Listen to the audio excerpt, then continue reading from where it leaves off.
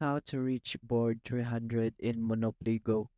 All you have to do. So for me, I started late December, and this is not my real account. So I started late December, and I'm on board 305, and I have 48k dice and play often. So just play 2 times a day.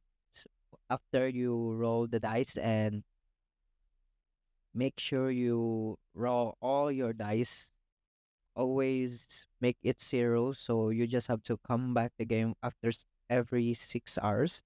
So for me, well, for getting the board 300, so in my situation it took 60 days, and some of us also just need some money in this game. So yeah, so what I've did is just to build properties, play often, and connect with friends as usual, collect wins, and there are many more as you can see here. When you go in this shields, as you can see, it will give you some rewards in here. Collect 3 more tokens to unlock. So yeah, that is how you